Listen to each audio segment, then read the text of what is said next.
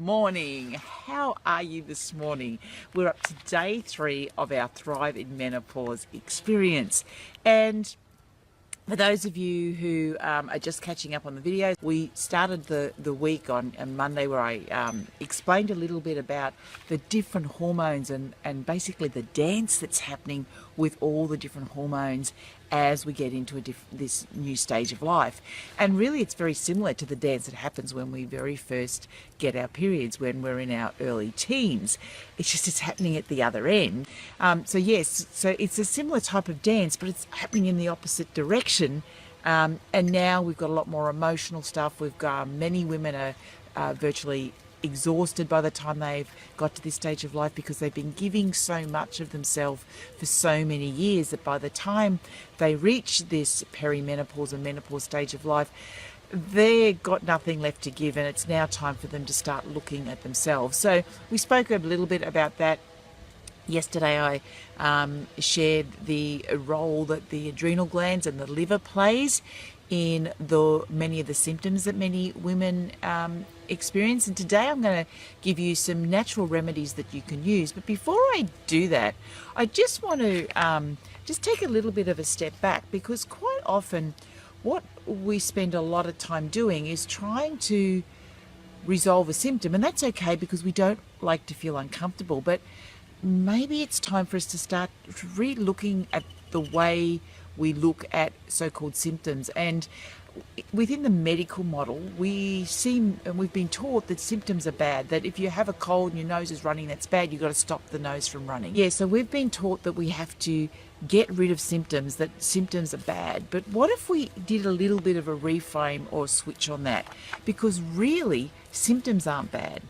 Symptoms are signs from your body. It's the only way that your body can talk to you and tell you that things aren't going the way it's supposed to, that your body is not in optimal health.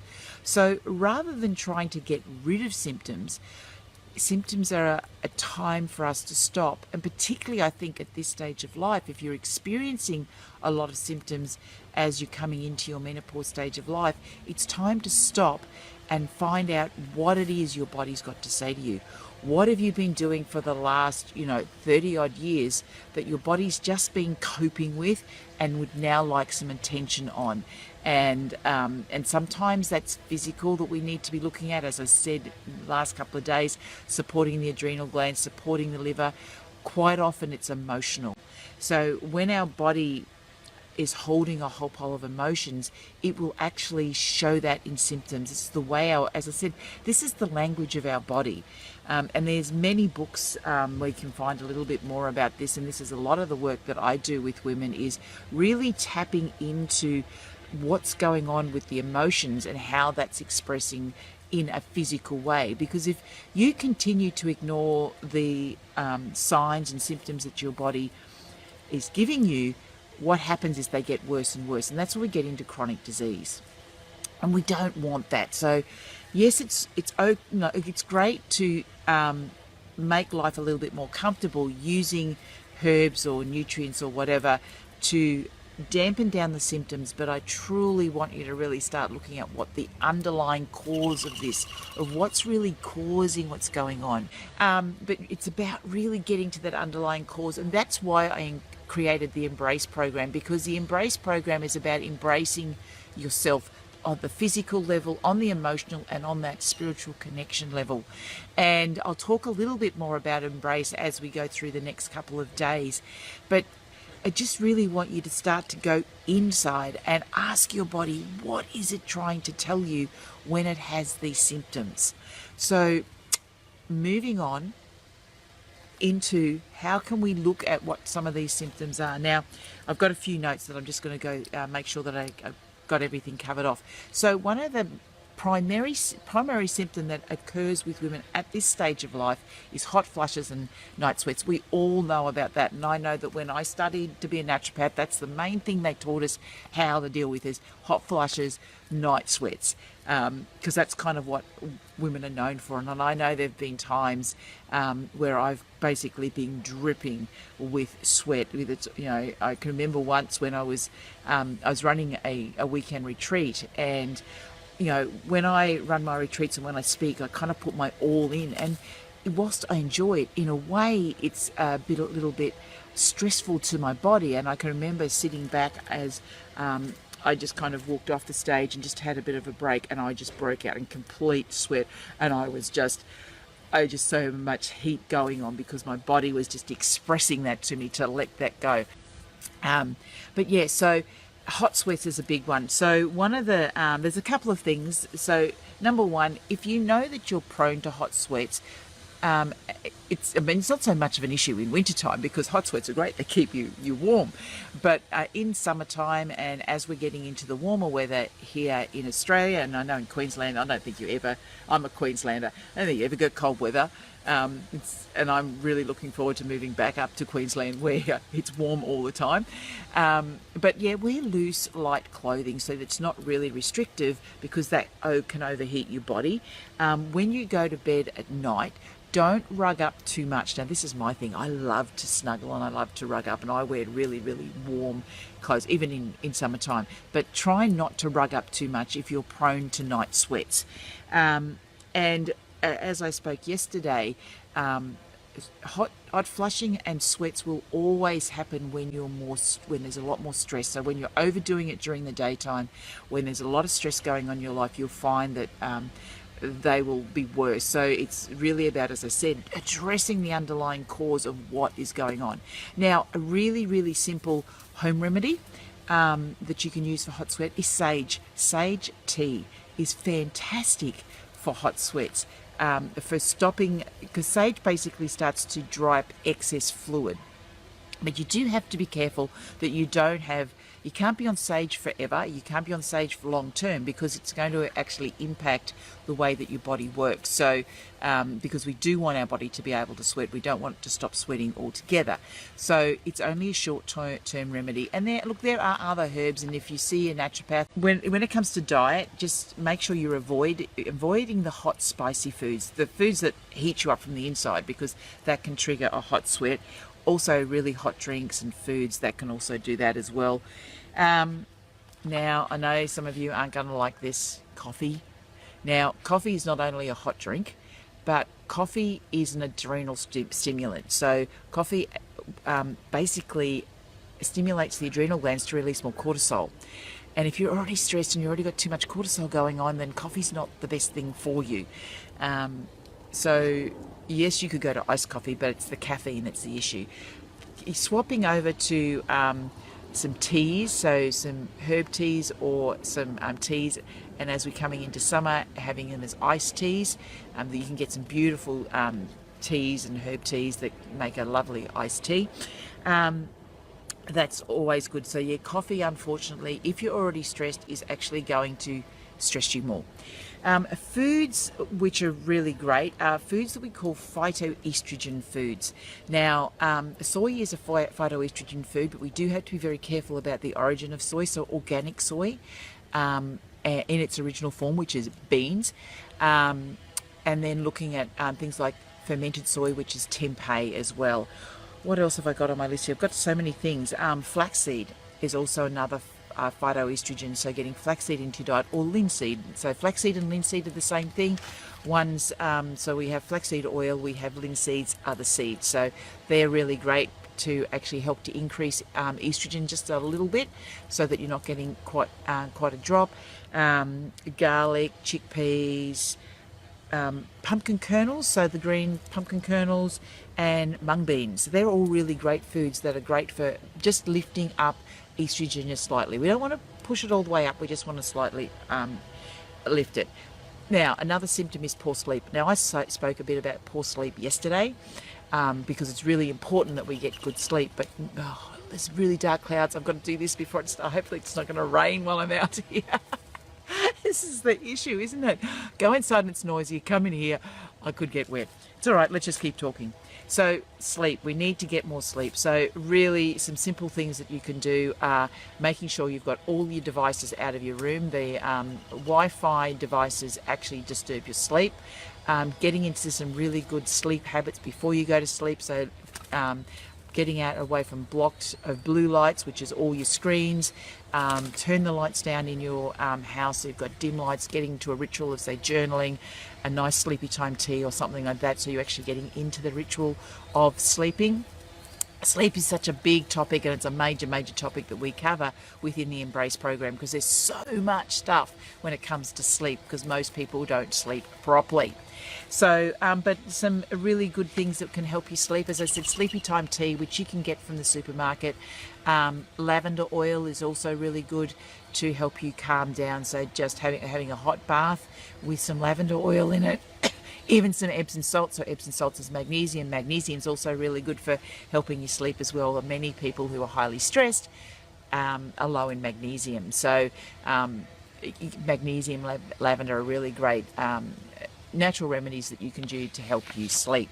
Now, what else have I got on here? Let me just talk a little bit about vaginal dryness, and not just the vaginal dryness, but general dryness of the skin, because as we age, our skin, as estrogen level comes down, our skin starts to dry out and we lose some elasticity, and some women do have issues with vaginal dryness, which affects their ability to have a healthy sex life and all of that. Now, actually, I'm just going to let you know that yesterday I spoke to a yoni coach she's actually written a couple of articles in the Marga Woman magazine, and she's just agreed to come on board in the Embrace program. So we're working on that. So we'll actually have a yoni coach, and she uses yoni eggs as a really great way to get really great vaginal health, nice strong pelvic floor. But I'll tell you a little bit more about that after I've had a chat with her later today. So, but yes, I'm really excited about that she's come on board.